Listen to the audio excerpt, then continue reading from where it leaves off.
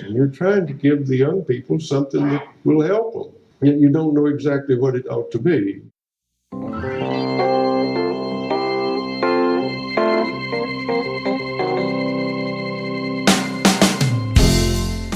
My name is Drew Perkins. I'm the Director of TeachThought Professional Development, and as always, I appreciate you joining us again, or if you are a first-time listener, joining us for the first time. A few notes about some of our offerings and upcoming public workshops events. One is that we are offering a fairly new workshop in our list of services, which is Collaborative Lesson Study, which is a really great way to work on improving school culture and teacher pedagogy through inquiry, and a process that teachers can engage in that really gets at some really great conversation and dialogue between teachers. We are also offering 3 upcoming public workshop events. The first one is PBL Hilton Head, March 16th through 18th. And we've extended regular registration, I think, until the 12th of February, something like that. But you can find out more information on wegrowteachers.com/PBLHH. We also have Leadership PBL, which is a one-day event in Louisville, Kentucky, March 25th, where leaders can come work on building a better understanding of project-based learning and a sustainable PBL implementation plan for their school. And then, of course, our 4th annual TeachThought Grow 20 event, which is our Foundations of PBL workshop, downtown Louisville, June 22nd through 24th. And all of those, again, are available to learn more about on wegrowteachers.com. If you look at the top menu, you'll see public workshops and find your way to any of those. So we also have some new blog pieces that might be of interest, which are around creating a culture of inquiry and 9 questions that you might use to ask if your professional development is actually being effective. So you can find those on our blog, and again, at wegrowteachers.com.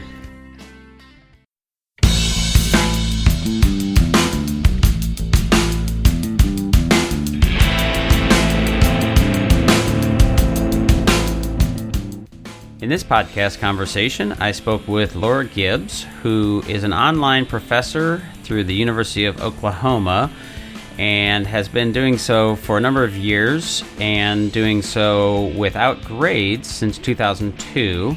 So I wanted to talk with her, and we did talk about how she runs her class without grades, just feedback.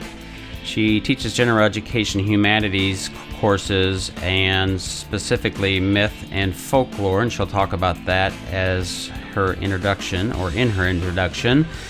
So we touched on the evolution of online teaching and how that looks different with users and technology, the difference between communities and individual spaces, and interestingly, she doesn't use an LMS, or at least doesn't use it much at all. She prefers a different approach that is certainly interesting to think about how it can create community and achieve some of those typical goals that online courses really struggle to get to. The idea of cultivating intellectual discourse and academic dialogue, which is one of those things, and how that's a challenge, and anybody who's engaged in an online learning environment through something like Blackboard probably can attest to how much of a struggle that feels, or how detached it often feels. And then her actual use of points, and why she has to use that in some ways in her courses, and who that works for and who it doesn't work for. And then we kind of finished our conversation talking about rubrics, her non-use of rubrics, and my use of rubrics, and how I think about rubrics. So that was an interesting and engaging part of the conversation as we sort of sparred on some of those pieces. So as you think about assessment and evaluation and feedback and growth in your courses, I hope this podcast conversation is helpful. Laura, welcome to the podcast. Glad to have you on. Thank you. I want to give you an opportunity to introduce yourself, give our listeners a little bit of context into who you are and the work that you're doing, because we're going to talk about grading and non-grading and feedback and your experience in that. So give our listeners a little bit of a picture of the work that you have been doing, I think, since 2002 in online teaching. That's right. I teach for the University of Oklahoma, fully online courses. I first joined the faculty there in 1999, right? So back in the last millennium. But when they started up a fully online course program in 2002, I leaped at the chance to do that because I was really excited about teaching online. And so I've been teaching general education humanities courses, actually the same courses for that whole time since 2002. I teach a course in mythology and folklore and a course in the epics of ancient India. And those courses have evolved a lot over all that time, but I've used ungrading for that whole time. So I'm an ungrading veteran and really glad to have a chance to talk about it. Okay. So let's start with there was an article that we have on TeachThought and TeachThought PD called A Better Alternative to Grading Student Writing by Terry Hike, who is the director of TeachThought. I'm the director of TeachThought PD, if anybody is confused about that. But you had responded to a tweet of that article from, I think, January 13th, I'm looking at it here, with a tweet that said, "My alternative, just don't grade it at all. All feedback, no grades. This is how it works for me." And we'll, I'm sure you're going to talk about your website and the pieces there, but we'll link that in the show notes as well. So you also said, "I suppose my completion-based micro assignments are something like the grade the process," quote, idea here in Terry's post. So I want to talk about your process of grading and non-grading and feedback and all of that. But before we do, you mentioned the online environment, how it's changed, and I have done a bit of online teaching and work, but not a tremendous amount. I certainly can imagine it has changed dramatically since 2002. So tell us a little bit about some of those changes, and I would imagine some of those are the tech tools available, the advances in technology, but also how people react to online environments and that kind of thing. Yeah, that's actually a really great question because there haven't been that many changes in the technology, at least not the technology that I use, but there has been a big change in the culture and the readiness of students to write online and connect and share online, and also an institutional support for that.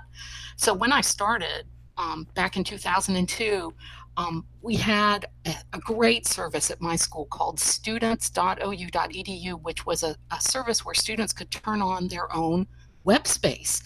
And so they could publish websites. Now, in 2002, we had 3 megabytes of space, if you can imagine, right? 3 MB. But that was all we needed, right? Because your expectations back then for what a website was very different from now. And so I taught the students how to use Netscape Composer, if you remember good old Netscape and Netscape Composer, and it had a built-in FTP that you could use to upload the website. So I've been having students write and publish and share and connect online since 2002. Back then, students thought that was really weird, right? I would have students sometimes who hadn't even used email back in 2002. And so now here we are in 2020, and it's great. The students are so ready to go. But in most cases, they haven't published stuff online before. You know, they participated Instagram or Facebook or Twitter or wherever, but they usually haven't published a blog or published a website before, and they're really eager to do that because they realize that should be part of my digital literacy, but I haven't learned it yet. TikTok doesn't count? TikTok does not count. TikTok is kind of the antithesis of the connecting and sharing that I'm talking about. But I can build on anything that they've done. So, for example, using TikTok style to retell a story from mythology, that would totally work. So, you know, whatever experience they have with storytelling of any kind, movies, TV, books, online is great. And that's what we build on. So the course is a lot of fun, and I want to emphasize that because online we can have all kinds of fun that it was just so hard for me to have fun that way in the classroom. The classroom just seemed kind of limited. It's like they're sitting there, I'm standing up here at the front of the room. You know, ways to have fun were not really obvious to me then. But online, I knew how to have fun. So that's a big part of what we do. That's an interesting comment, because I would intuitively think it would be the opposite, because of the sort of sterile nature of, or the disconnected nature that is inherent in lots of the online environments that I've seen. Even, we have a Facebook group for PBL discussion, and then a school leadership group that we're trying to cultivate, and neither have been particularly successful insofar as there's much interaction, and part of that is, I'm sure there are a number of reasons for that, perhaps our utilization of it, but then there's also some other pieces there. And was it instantly easier or more fun, or was there a learning curve for you? It's really no learning curve, because I was already having fun on the internet. I had learned in 1998, so that was my last year of graduate school, how to use Netscape in this way to publish websites. I went to just a little rinky-dink workshop in the library at my school. I did my PhD at Berkeley, and they taught us how to use Netscape this way to publish websites. And I remember going to that workshop. It was on a Friday. I literally did not sleep all weekend. I was so excited that I could publish websites. I could take all my dissertation research, all the books that I loved, write book reviews, publish it all online, and share with people. Just like that. All I had to do was press a button. So I was able from the start with my students to convey that sense of excitement. It's like, you can build the internet, you can publish a website. And I think that's the difference between trying to build communities online, which is hard, right? Community software, I really like Ning a lot, but community software is hard to build because you've got a space that kind of belongs to everybody and nobody at the same time. Whereas when you network individual spaces, that's what I'm really a believer in. When you network individual spaces, people get really invested in their space, in their website or in their blog. And then we use RSS or other tools to stitch them together. That to me is really motivating. When people have something that they can point to and say, that's mine, I built that, I made that, that's my blog, or that's my website. That's a motivator that you don't always get in a community space, where you can't really point to something and say, I did that, I made that, that's mine. So that's why I like using a blog network for my classes. I don't use the LMS at all. Don't use the LMS discussion board. I actually can't stand the LMS discussion board. But building a blog network works great. So I used to use blog lines way back in the day, and then now I use a really super tool called InnoReader, which is an RSS reader, but also a RSS remixer. So I can take all my students' blogs, 90 blogs, it's a big network, and put them all together in a giant stream, and then have streams for the stories, streams for people's reading notes, so they can really explore the network as well as contributing to it. So it works great for me, and I'm always glad to brainstorm with anybody who's curious about this kind of technology, because I love it. Yeah, again, that's fascinating, and not what I would have assumed. And that distinction between community and then the sort of individual spaces, or creating of individual spaces, makes some sense. And I'm really surprised to hear that you don't use the LMS, or at least don't use it much. And those discussion boards, I mean, I remember, I think they're still around, but the numb feeling you got from working in like Blackboard, and I know there's some others out there, but, and I'd be curious what your online environment uses. If you said you don't use it, but you must use it perhaps for some administrative pieces, maybe, I don't know what that is, and then how you achieve some of those same goals that most of those LMSs are artificially trying to create, but it often just feels just kind of awful and coerced, contrived.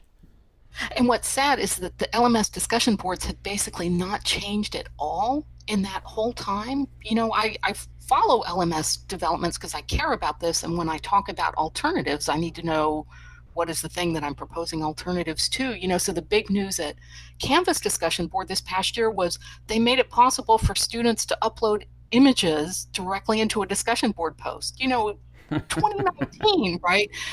images are what drive most of what my students want to do. They want to put images in their stories. They want to share pictures of their pets.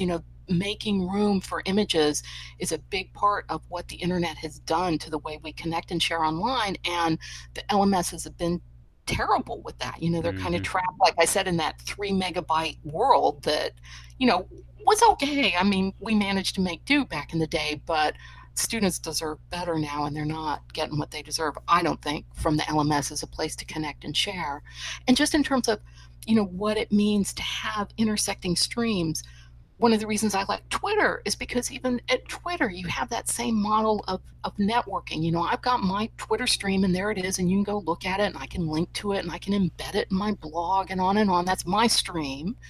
But I'm also, boosting other people's stuff and resharing and connecting, and I really feel like I'm part of a network, a learning network at Twitter. And that's what I want my students to understand. The internet can be a learning network. It's other things too, but one of the things the internet can be is a place for us to connect and learn together. And if they can take that skill out of my class and apply it to their other classes or their personal lives or their professional lives, that for me is the big victory. Yeah. So, and again, I definitely want to talk about the ungrading or non-grading, but I think some of the landscape that you have created and some of the dynamics that you're after are worth clarifying and exploring. If for no other reason, I'm really just curious and want to learn myself. Is cool. What are the things that you wish LMS platforms did better, and how are you doing those things, like the intent behind, let's say, a discussion board and posting pictures and like just structurally and logically, logistically, how are you achieving that? And as a side note, I remember your story reminds me of when I was doing my master's in integrating technology in the classroom, and I won't say with what university. It was an online university, but folks can find my LinkedIn or whatever. But I remember one of the assignments, and this was a long time ago, but still it just cracked me up because it was supposed to be master's level, was to copy and paste an image into a Word document, and then step 2 was to alter that image in some way, color, shape, form, something like that. And I thought, wow, this is a pretty low bar for master's level technology integration, but that's all a side note. So yeah, the logistics and logic, like how are you doing those things with blogs and getting them to connect and intersect and communicate in that community kind of spirit?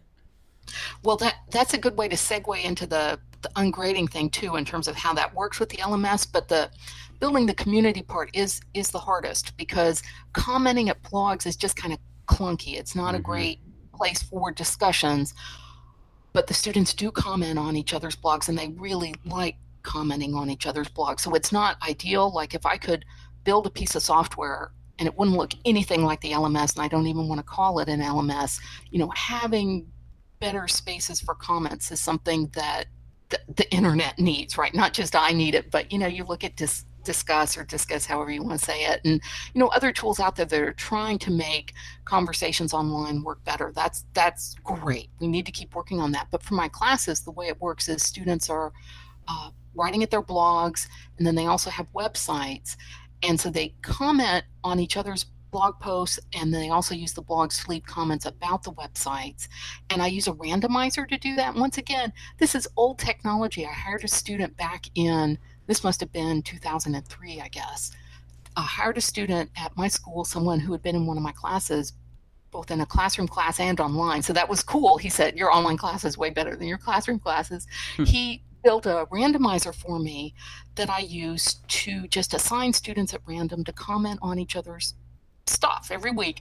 And it's pretty cool because that spreads everything around. Everybody eventually gets about the same number of comments as everybody else. And it also allows me to deal with the problem that one of my classes is pretty big. I've got 60 students in one class. That's a lot of people to get to know, and you're not even going to get to know, well, I get to know everybody, but the students aren't going to get to know everybody in a class that big. But the randomizer puts them in contact with each other throughout the course, and so that's how I build a network. I use the power of random to really create that learning network. And then as they get to know each other, they read each other's introductions, read each other's work, they can then connect with each other in addition to the random connection. So if there's someone whose writing you really like, in addition to being randomly assigned to someone every week, you get to pick people to respond to.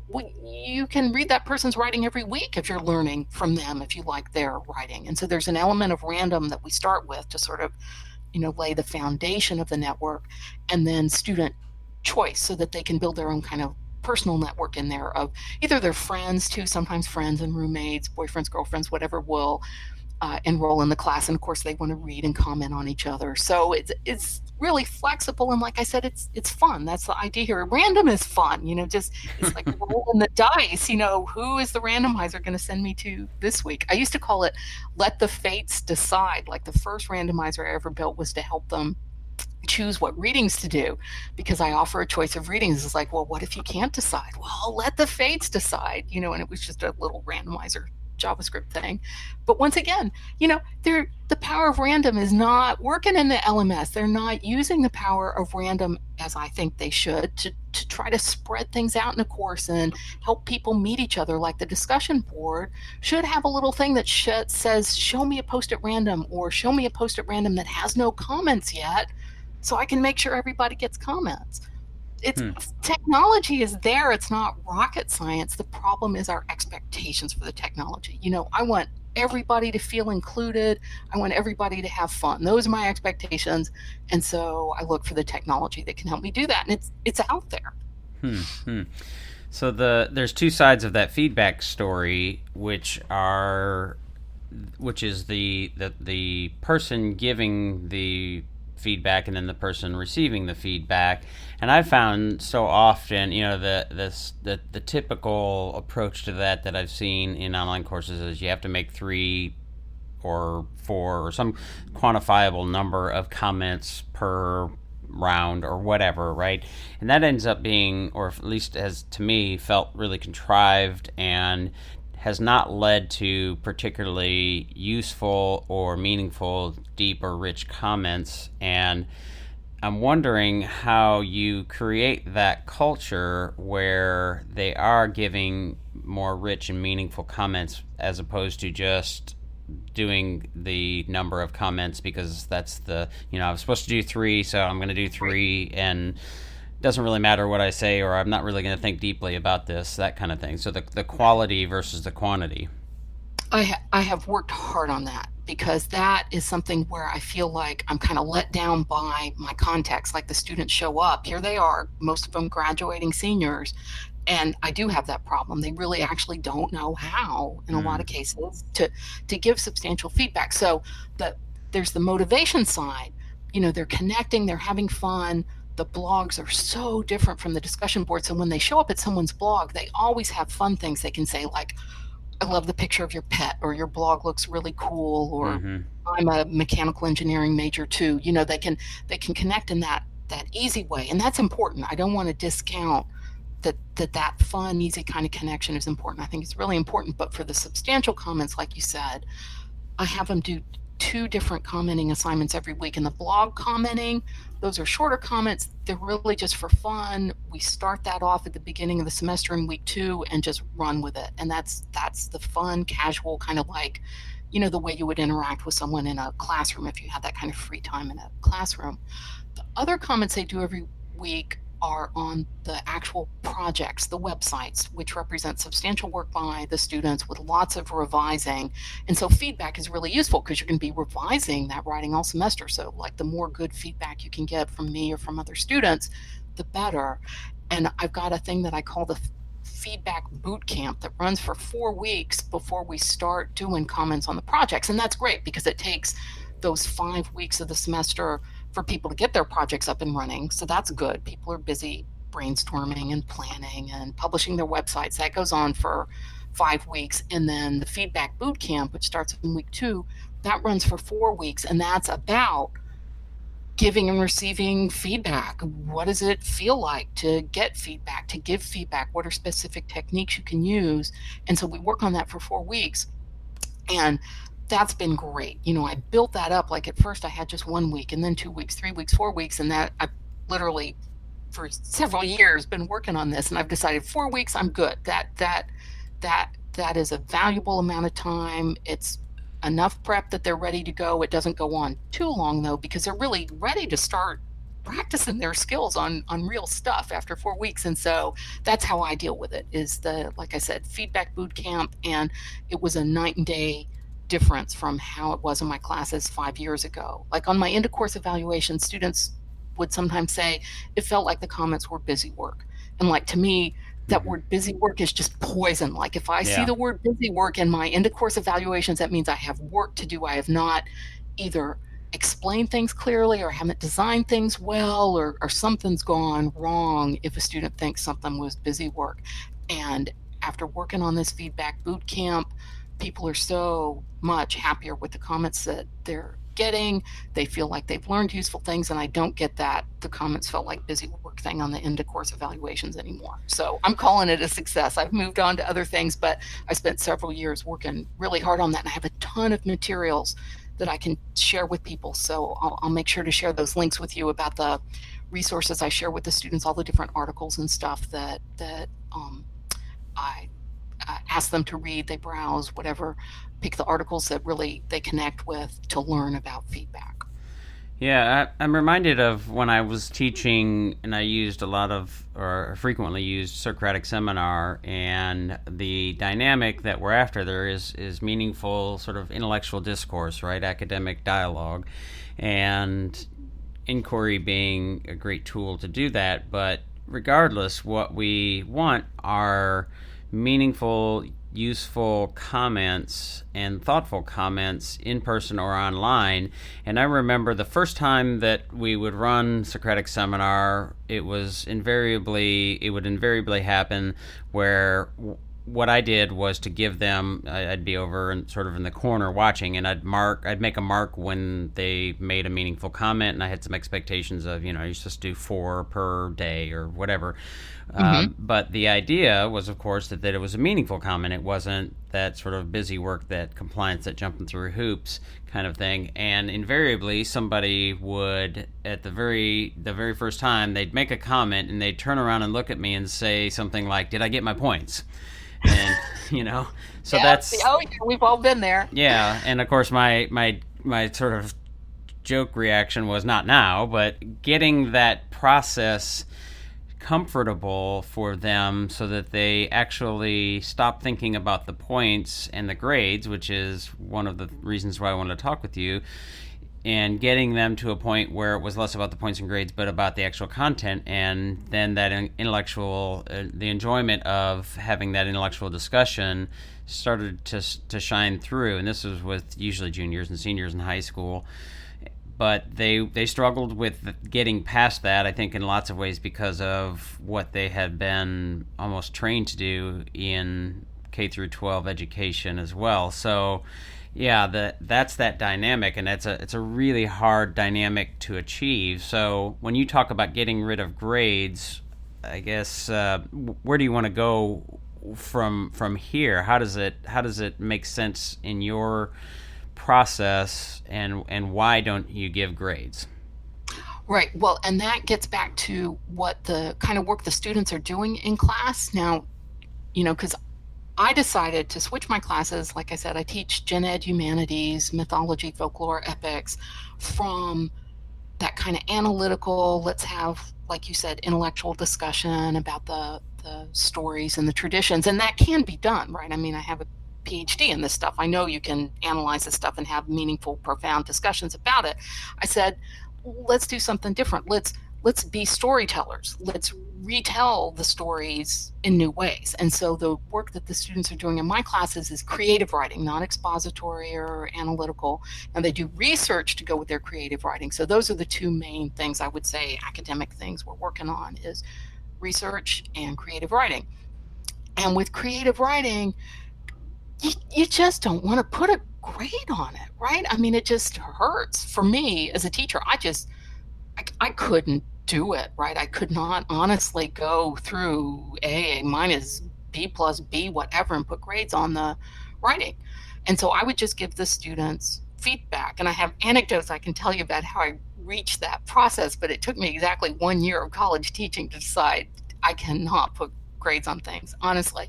And so I give the students feedback, and the reason I do is because revision is also a huge part of what's going on in the class. And so feedback they can use for revision. So that's great. It's useful to them. It lets them know what I'm experiencing as I read their work. I give them really detailed feedback, and then that's a model for them also to learn about how to give feedback to others. So they get lots of feedback in the class from me, from others. They're revising all the time. And the way the points work is I don't give any points. I don't want to be in the business of giving points. I'm a skilled giver of feedback. You don't have to be skilled to give points. I let the students do the points. And it's none of this, exceeds expectations rubric stuff. It's just all completion based. So micro assignments, completion based. I think you had mentioned that earlier because I said something about that in the tweet. So each week they have these assignments to do, 6, 7, 8 assignments. It really depends. They choose. And for each assignment, there's a very basic checklist, not a rubric, just a checklist that says this assignment is complete. So for a commenting assignment, it is about quantity. I want them to go out there and give X number of comments, and I'll set a minimum word count for it. And there, if you've done that, you're done. You check it off in the LMS. I hack the quiz system. So these are true, false quizzes. So I put the checklist in the LMS, true, false, check true, you get your points, it's done. I don't have anything to do with it, nothing at all. And so the students are completing that work every week, and they take all those little quizzes and check them off, and they see their points accumulate. And I know points have a bad rap, but let me explain why I use points. I teach gen ed classes to graduating seniors who are really busy people, right? And so some of them are totally into the class really matters to them, and they spend a lot of time on it, and they do fabulous, wonderful things. I have professional writing majors, for example, who write, the beginnings of a novel or novella or whatever for the class. But then I have graduating seniors in, really hard disciplines, pre-med, they're cramming for the MCAT, they're doing internships. They really are not that into my class, and that's fine too. And so I can use points to set those minimums. So it's like, if you want an A in the class, this many points. But if you're okay with getting a C, and that's all you need because this is just something you're checking off on your graduation checklist, that's also fine with me too. Not a problem at all. And so for me, using a points-based system where the students complete the points, I don't even look at it. I really don't care. I just want everybody to pass the class. That's worked really well for me in my context. So I understand the criticisms of points. I hear them a lot. For me, though, in my context, like I said, points have solved a lot of problems for me. So that's how it works in my classes. So you're making a distinction, or are you? If I'm understanding correctly, a distinction between points and grades, or the points then lead to grades? Points then lead to grades. It's a kind of contract grading like that. It's a modified form of contract grading if you had to, put it in a pigeonhole. And so it's basically, if you do this much work in the class, you get an A. If you do this much work, you get a B. Now, luckily at my school, we just have A, B, C, D, F. We don't have pluses and minuses. So that way I didn't have to create lots of meaningless cut points. I basically have 4 meaningless cut points, and I'll admit to anyone it's completely meaningless and arbitrary. But it's what I do so that when the students reach the end of the course, I can turn in a final grade for them, because I do have to turn in a final grade. Right. I put no grades on anything. I don't care if they get an A, B, or C. If you were to ask me right now who has an A, B, or C in the class, I have no idea. The only thing I do every week is I check the points total in the LMS to see who's in danger of failing the class. And then I send them a note to say, you need to do some more work for this class in order to pass. And that's it. So no big discussion, no hooty fluty, whatever, just conveying to them that it's really important for them and for me that everybody should pass the class. That's the grading goal. Right. I wish we had pass fail as an option. I wrote a chapter for a book that's going to be coming out this year on ungrading, and the chapter is online if anyone wants to read it. And I explain in there a lot of different dimensions of what I do and why. And I have a ungrading wish list at the end of the chapter. And one of those is, I wish we could just get rid of grades completely, but if we can't, I wish it were just pass fail. Pass fail is a concept I understand and I can even endorse. The ABC thing is what sets me off. Yeah, the dynamic of having to have points and scores and grades just as a simplicity tool to signal to whoever might be looking that they may or may not have competency in this course or be ready to matriculate to the next level or something. I mean, it's awfully difficult just in the size and scope of the time it would take for a college, for example, to look at a ton of narrative feedback on a student in trying to figure out the acceptance or non-acceptance to school. So there's this weird dynamic, and I'm also, as I'm hearing you talk, one of the things that came to mind was I think about teaching in many ways similar to coaching and athletic coaching, right? So I coached basketball for years. I also coach, my daughter is 11 now, coach her soccer and futsal team. And one of the things that we're trying to do as coaches is to get the absolute best out of each of our players, and in that respect a team as well. So there's a couple of different dynamics there. But what we don't want, I mean, I would recognize for sure, and every coach would, that there are some players who are better than others and are going to far exceed the ability, skills, performance of others. But we don't often, I mean, we certainly don't want to foster or have this dynamic of, well, if all you want to do is get a C and just pass this team, you get what I'm saying? Like I agree. I hate teaching required gen ed, but that's my institutional context. What am I gonna do? Right. Yeah, and in a high school or middle school or even elementary setting, that dynamic is a bit different. There's a different pressure on K-12 teachers to build knowledge that is, I don't think, the same in post-secondary. I mean, that's certainly not unimportant, but you are not, to my understanding, I've not taught post-secondary, you're not being held responsible for the content knowledge and understandings that your students take away, at least in a large part. Would that be accurate? Right. This is general education, so for example, my engineering students, I know they have these intense professional certification exams that they're preparing for, and those aren't even administered by the university, right? So that, the world of assessment and how it works varies a lot from major to major. My school doesn't do a lot of assessment type things. They have us turn in these grades. If you sat everybody down, I think everybody would have to admit the grades are meaningless, right? We have all these ABCs on transcripts, and then we average them into a GPA.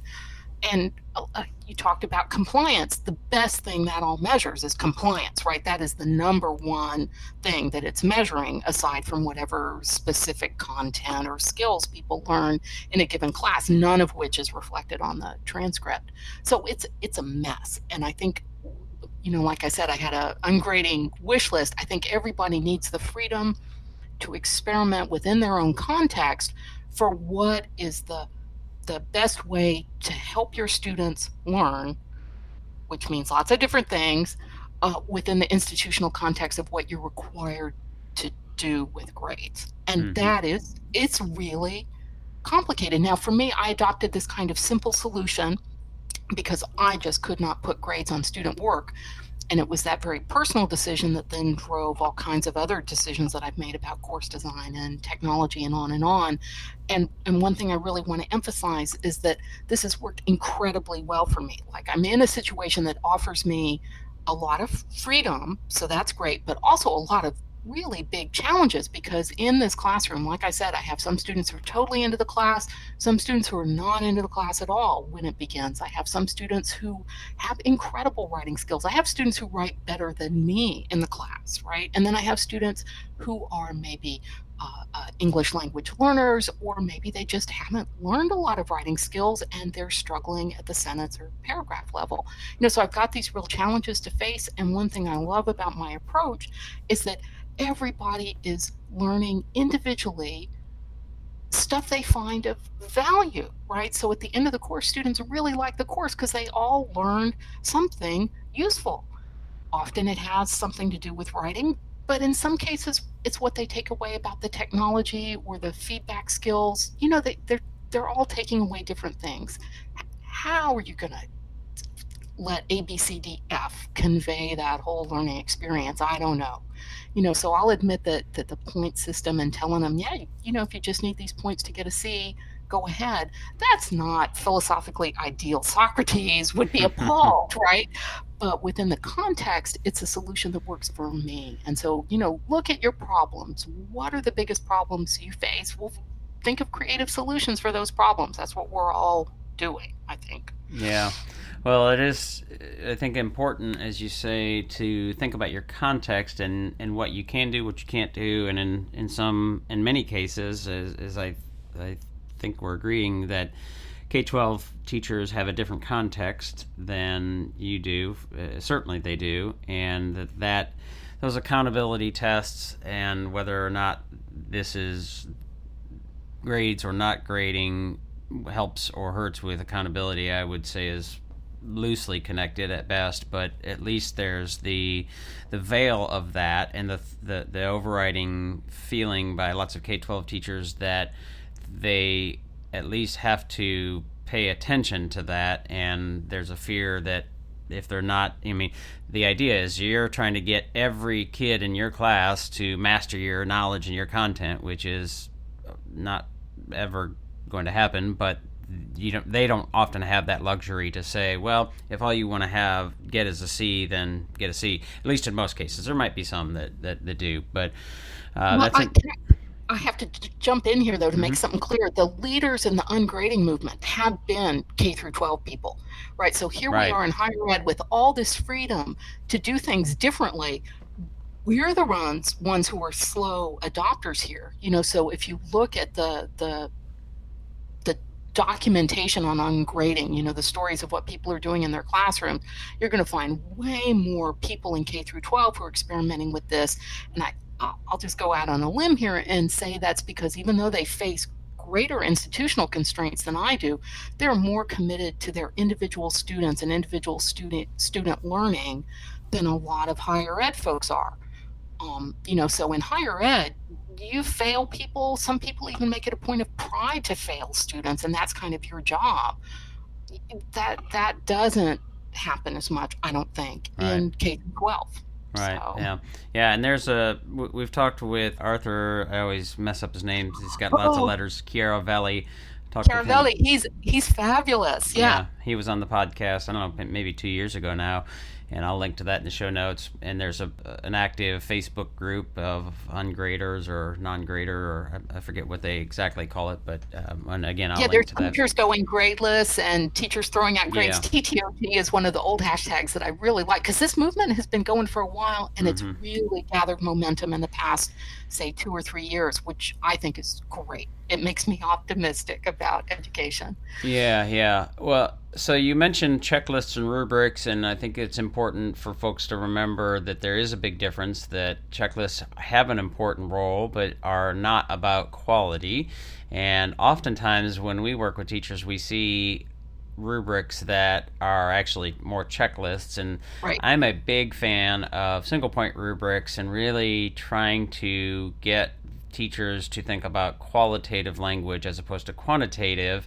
And I'm curious how you think about rubrics and use of them and design of them and the role of students in potentially, well, certainly using them, but maybe even co-constructing them. I'll confess, I don't use rubrics, don't like them, but I'm a big believer in feedback. And so I've asked students periodically, because I know they may have experienced rubric feedback in other classes, should we be doing rubrics? Would you like to work on this? Do you want me to, work with you on coming up with rubrics? And they always tell me no, that they like the free form detailed kind of feedback that I give and that I encourage them to give each other. So that's something I've always had in the back of my mind. Would it help them give better feedback if we had rubrics or not? And I think part of what's happening with my reaction to rubrics is that I'm teaching these creative writing courses, essentially.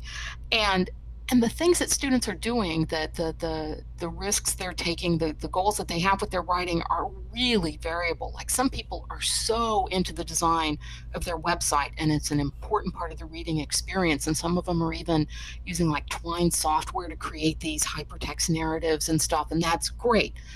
Other students have no interest in technology at all, but they're really hammering away at the quality of their prose, or maybe they're even writing verse or something and doing, language adventures. And so the range of different kinds of focus that the students have in their writing projects is just so great that a rubric would either have to be like so big as to be useless, or so small that it really disregards what they're trying to do. And so my goal is always to respond to the writer's intentions, and so you can't just, read something and think about what you would like to read. Like, let's say I'm not into vampires.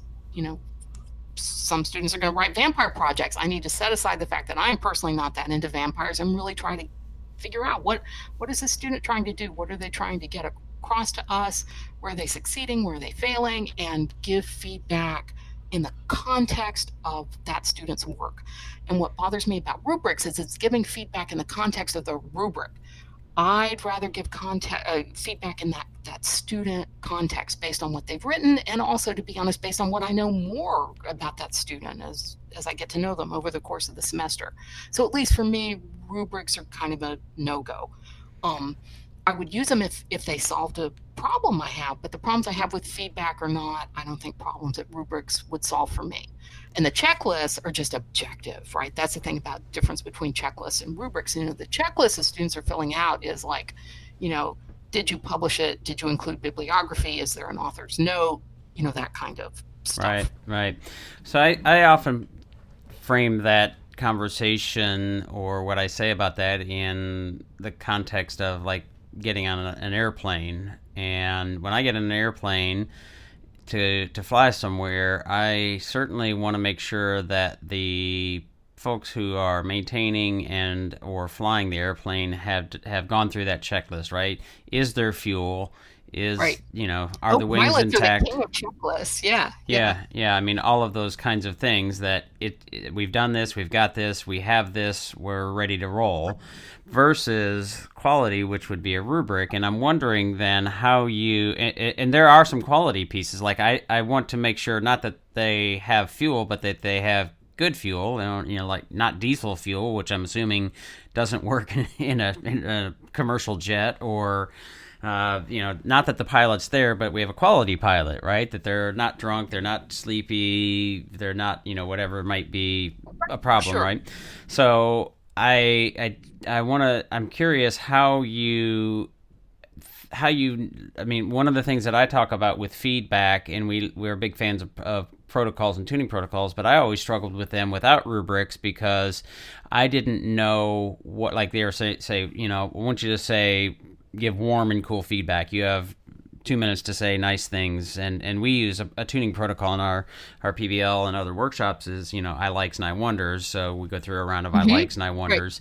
Right. And I find and have found that without a rubric, and perhaps we can get into the language of rubrics as a part of this, but that without a really quality and qualitative language statement or a set of statements in a rubric, that it's really difficult to be what we call kind, specific, and helpful. In that specific part, we don't have anything from which to draw, a lens through which to actually give that quality specific feedback. So it can be a real struggle for whoever's giving that feedback, and can be sort of all over the place. So how do you tackle that without a clear lens for quality? Like I said, working in creative writing allows people to bring more personal vocabulary to that feedback, because what you're trying to do with creative writing is create an experience for the reader. And so you need to know what the reader is experiencing. So probably the most important thing that students are doing when they give feedback to each other is just conveying what happened to them. And one of the techniques I teach is I call it WWW, which is, tell them what was the wow moment. That's one of the W's. What moment will you remember when you walk away from this story that you read? And then another one is to ask questions. Why? Fill in the gaps, like, well, why did the princess reject the prince, or whatever, if they're doing a fairy tale? And then the other W is the I wonder. And that's a way you can give suggestions, like, I wonder what would happen if you let the dragon tell his side of the story, or something like that. So it's a set of questions that they can bring to bear just to sort of articulate the otherwise inarticulate, unformed thoughts they had reading a story. That's just one technique, though. So I teach them WWW. There's the tell, ask, give thing, tag. So I try to share these kind of techniques with them. One really fun one is, since we are doing creative writing, is to write the feedback in the voice of one of the characters in the story.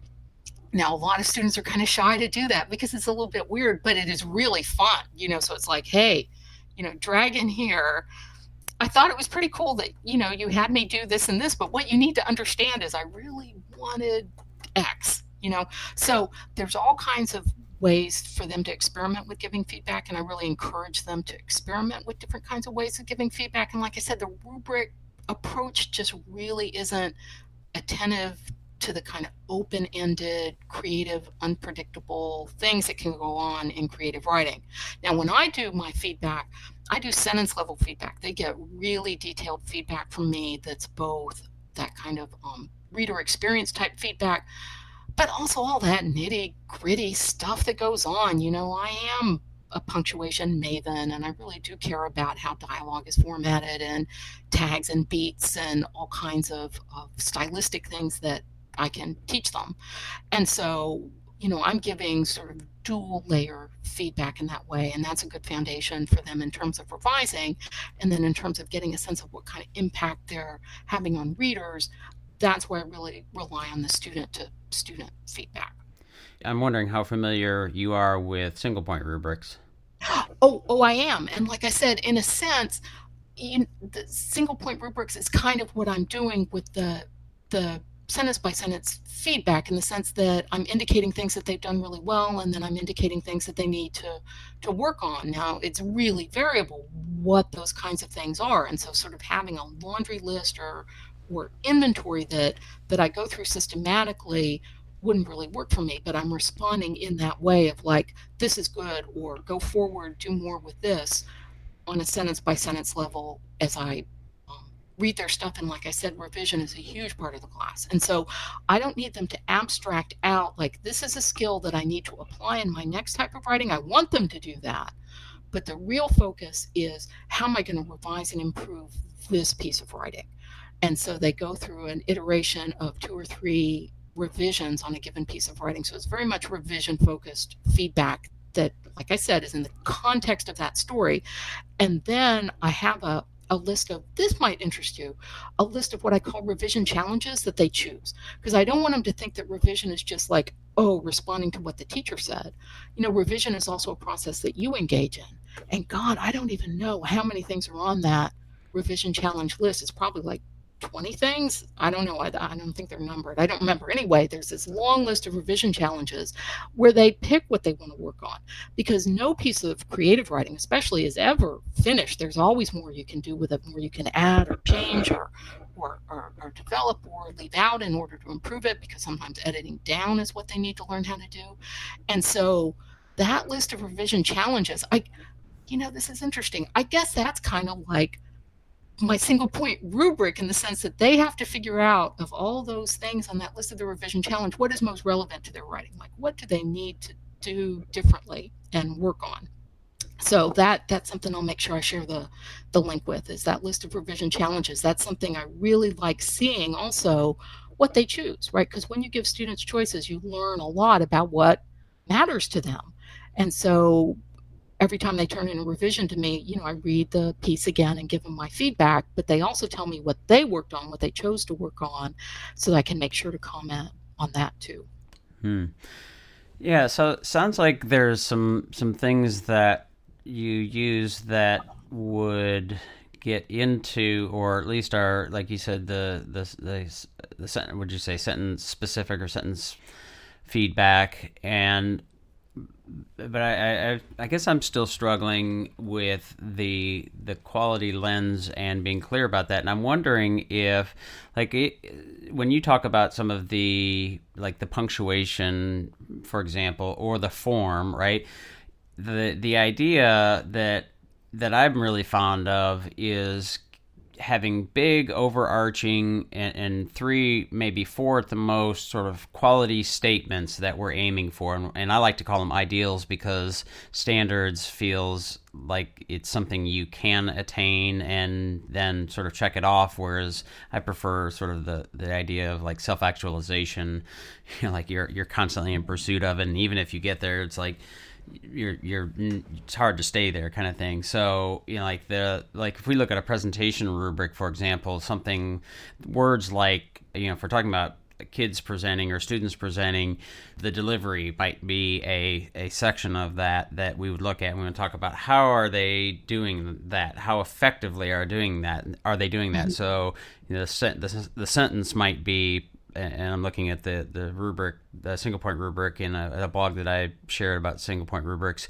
in presentation rubric, was presentation effectively communicated to the audience. So what was the evidence that it did this effectively, or evidence that it didn't do it effectively? And so like in a creative writing process, while there is lots of creativity inherent, right, but there's some purpose, right? There's some things that you're trying to achieve, and it would seem like it would be, at least in my mind, it would be helpful to have some simple statements of quality that we're aiming for, and then that feedback can be processed through that, right? So delivery, substance, planning for a presentation. I don't know what they would be for creative writing.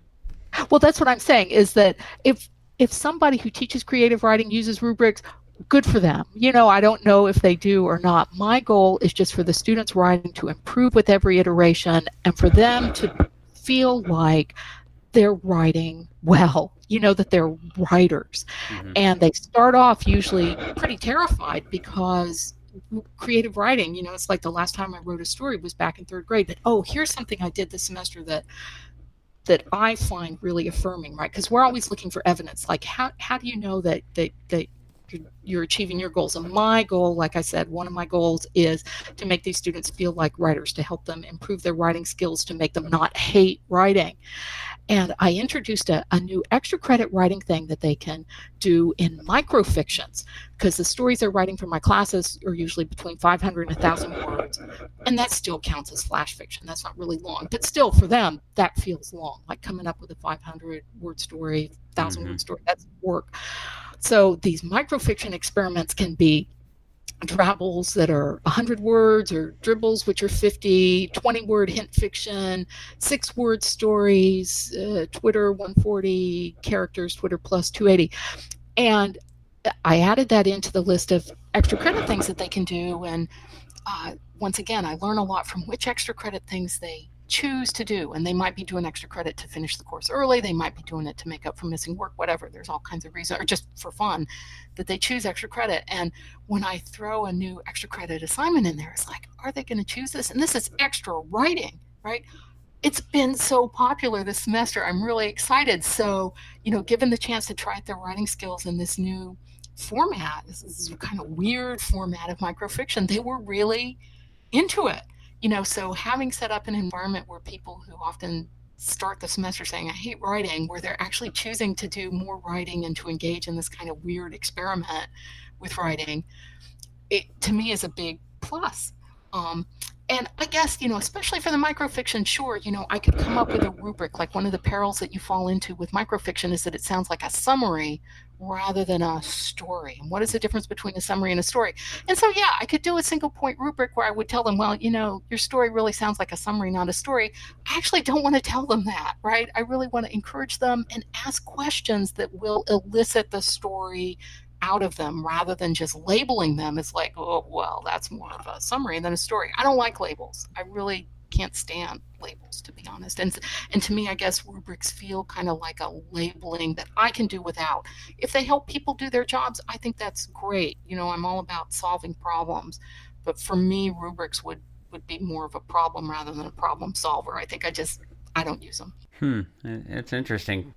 Like when you're talking about summary and story, I would assume that there's evidence of that, and so I can see some real value. I think there's real value, and it takes time out of courses, and may not be the best thing to do in an online environment because of just the nature of an online environment. But the idea that we would have students who are going to be creating the work really think through what would quality look like. How would we define how we're doing quality work, or whether we're doing quality work, and let's think about maybe categorizing some of those things. And the summary versus story, well, I may not put it in that context. I might say something like effectively creates a story, or that's clunky and awful, right? But then there'd be evidence of that would say, that would show that this is more summary than story, or this is more story than summary, kind of thing. Oh, right. And I think, though, I have these concepts in my mind. I'm not sure that having those abstract concepts in the student's mind is what helps them best as writers.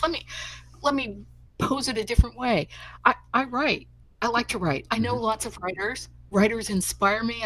I've had writer friends all my life. They don't use rubrics when they do their work, right? I mean, if you call up Stephen King and ask him, Stephen King, can you share your rubric with us? Writers don't use rubrics to do their work. And I want my students to feel like writers, like I want them to do National Novel Writing Month some year in the future. I want them to feel like they're writers. And I think teachers and students might need rubrics. I really don't think that creative writers need rubrics. And that's, like I said, this is just my personal opinion, sure, and I don't want anybody to be offended, but when I write, and here's something else I do, which I really love, is I'm a student in my classes too, right? It's online. There's no front of the classroom. I can be in the class online exactly as they are. So I do all the assignments that they do. I have a project, and I put stories in my blog, and I put my stuff in the randomizer for them to comment on. It kind of freaks them out sometimes when they get to my stuff, and sometimes they realize right away it's me, and other times they think it's just another student in the class named Laura, and it's just fun, and I'm doing the work too, and I really value the feedback I get from them, and I don't want or need a rubric when I write stories, so once again, I'm just operating from what I see the writing process as, and what helps me to write. I cynically, and this is just me being cynical, I see rubrics as a lot of people use them as a way to get numbers out of something so you can put a grade down, right? And that's why I don't need rubrics like on my checklist, so that awful thing I have to do of quantifying, I just put the students in charge of that, and I don't have anything to do with it. And there is a quantification thing that happens. If rubrics are for quantification, I definitely don't want anything to do with them. If rubrics are a way to help promote quality, that's great. It's just not the way I like to promote quality with the creative writing. Yeah, well, I would definitely agree with you on the quantity, quantification, and qualification, quality kind of things. I don't do creative writing, actually, though I'm trying to, I've mentioned it maybe a time or two, not in a while, I've been procrastinatingly trying to write a children's book based on my oldest daughter. Her name is Sadie P. and Her Curious Case of Questions, and I'm not a very good creative writer and have procrastinated, but I am a musician and have written songs, and I do think about, I certainly don't use a rubric, but I do have some goals and purpose. Like I do think about some of the things that I'm trying to achieve, and maybe that's why I'm not more a better songwriter or better in the creative process. I don't know. That's interesting. Can I just say something real quick about concepts? There are some great concepts to get in play about creative writing, and one of the things that my students really struggle with is dialogue, and they also somehow think that third-person narration is limiting, and I try to explain that no, actually third-person narration is a superpower. It lets you do whatever you want. So I'm not anti-concept. I'll share conceptual material with students in an ad hoc way, when it's relevant to either a problem they face or a goal that they have. So I don't want to give the impression that I'm somehow anti-concept. I'm Sure, not. There sure. are really useful concepts out there. It's just that different concepts are useful for different kinds of writing. That's all. I want to touch on the pieces of the sort of we've talked about it in large part or in many ways, but the culture of feedback, and then also how that in your thinking fits with growth mindset, which in some circles is controversial or disproven, or however you want to talk about it. But I'm a believer in the concept of growth mindset. It's certainly not a magic wand, but it's worth, to me, thinking about growth mindset versus fixed mindset, and that we're constantly in pursuit of growing. But that I'm wondering how you think about that in the context of the culture of feedback. Oh, absolutely love it. And I have a lot to say about this. So I'll try to be brief, but what's killing growth mindset in education is growth mindset in the context of grading. That's just awful, right? I mean, if the goal of growth mindset is for students to get better grades or better test scores, and that's how you're going to measure like the effectiveness of growth mindset interventions, I have a real problem with that. The way I use growth mindset is to present my anti-grading posture to the students, because that's kind of a shock for some students, right? If I'm not going to give them grades, how will they know how well they're doing? How will they grow? And what I need to get them to think about is growth is not going from a B to an A in a class. Growth is different. Growth is really learning. Growth is about things happening inside you, in your brain, things that you understand you didn't understand before, things you can do you didn't do before, things that you can accomplish without fear that you were afraid of before. And students are really afraid of lots of things, and that fear is paralyzing. They're afraid of getting a bad grade. They're afraid of getting a mistake. They think that not making mistakes is actually the goal. And so I use growth mindset to work on all of those dimensions of overcoming fear, learning from mistakes, not using grades to measure your growth because that's absurd. And so for me, growth mindset is really effective and powerful. So in that, I said I had the 4 weeks of the feedback boot camp. The first week is about growth mindset. I have the students read some materials. I also have them read some critics of growth mindset. Like there's a great piece by Alfie Kohn I have them read, just to get them to realize, growth mindset is about the individual. There are also institutional problems we need to talk about, and growth mindset interventions will not change those institutional problems. So they do that in the first week, and then when we go to the talk about feedback, giving, receiving feedback, I do that all in the context of growth mindset. So for me, it's really useful and important. I have these growth mindset cats. I use Cheeseburger to make these lol cats all about growth mindset. I've got hundreds of them, and they pop up at random in the announcements, and students really like those too. It's a fun way to just keep bringing those growth mindset concepts into play, because it's really relevant to a course on creative writing. Absolutely. Mm-hmm. So are you familiar with the work of Thomas Guskey, and grading and evaluation? Yeah. What do you think of that? Well, I would say I'm lucky that I operate in situations that give me the freedom to ignore grades, basically. Guskey's got great advice for people who don't have that kind of freedom. It's what you were talking about earlier, when you're in a context where you really do have to offer something like the idea of mastery. Nobody has an idea of what writing mastery means at my school, much less creative writing mastery. So I don't have the kind of institutional tools that I would use to implement some of his ideas, and I really don't want to or need to. But I think he's a fantastic resource for teachers who are operating in contexts where they do have those like accountability measures and stuff they have to deal with. So, I don't have a lot to say about mastery learning and all of that. And at the same time, I know it's important, and I'm glad that he's out there. There was something I just saw at Twitter this weekend. It was Alice Keeler, I guess. Somebody had a long thread of Guskey-inspired stuff, and it was kind of like I'm retweeting every item in this thread because it was really useful and important, and he's getting those ideas out there. So yeah, I've tried to get him on the podcast. He and I have gone back and forth with some messages, and oddly enough, ironically, he's just down the road from us here in Kentucky, but we haven't been able to get that conversation set up. I admire his work and have read a fair amount of his work and tweeted some of his work, and you're right, the conversation of grades in the context that you have to give grades, he is especially helpful.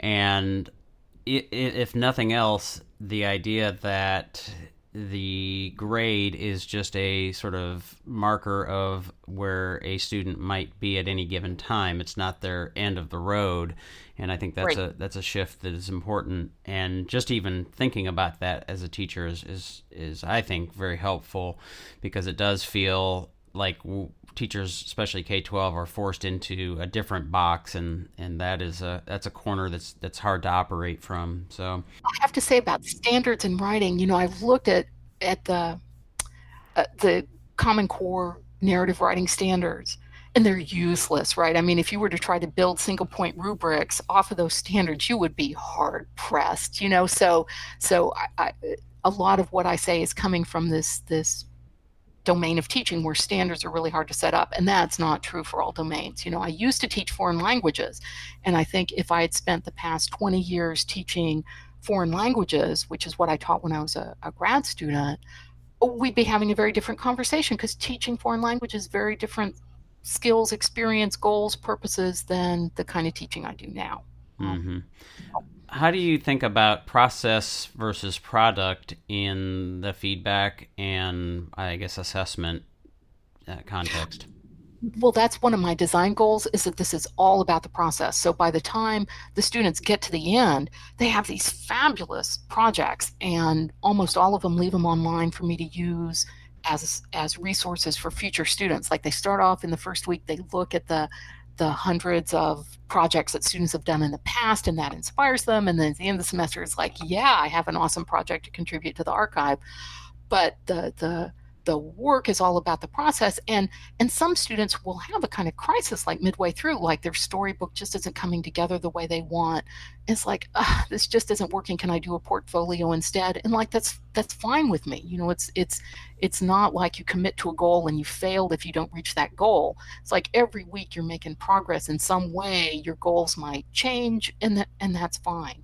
So it really is, for me, very much about the process. But at the same time, because I've got good process support, the end product is usually something really excellent. Yeah. Well, mindful of time here, and appreciate the conversation. I want to give you an opportunity to share links and places where folks can learn more about your work and potentially have conversations with you as well. Yeah, absolutely. I'm always glad to brainstorm and share. I teach in the open. All my materials are open and online. So if you're looking for something I've mentioned and can't find it, just ping me at Twitter and I'll share it. Can you give some of those links? So your Twitter and any of the places that they might find you? Yeah, the Twitter is, I'm at Online Course Lady and Laura Gibbs. And then I've got a domain, myth folklore, one word, mythfolklore.net. And I try to keep an index there, and I try to share stuff there that's relevant and pertinent. But if you can't find what you're looking for by starting from that point, just let me know. And like I said, I'll point you in the right direction. Okay. And you said you're working on a book, or you contributed to a book? Yeah, that was really fun. So what I set up subdomains to share this book on grading is at grading.mythfolklore.net. And so that's my chapter from the book.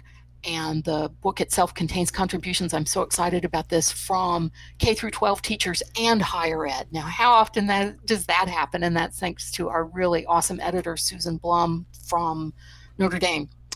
And so that book's coming out from West Virginia University Press later this year. But my chapter's online there, and all the stuff we talked about, grading and more, is in there. Okay. Well, Laura, again, I appreciate the time and the conversation. It's certainly something that, when we think about assessment and feedback and growth and what we're trying to, in our mission to prepare our students for the modern world, that is a big piece of it, and not, I guess, getting after the dynamic of trying to get better at school, but actually trying to get better as a learner and a thinker and all of those things that go with that. So I appreciate the conversation and the time. Thank you so much, and I hope you write your book. Good luck with that. Thanks. That'll do it for today's podcast episode. Thanks again for tuning in. Don't forget to review us and share us on your network so we can grow our audience to better meet your needs. Also, don't forget to find us on our websites, TeachThought.com and WeGrowTeachers.com, as well as our various social media outlets.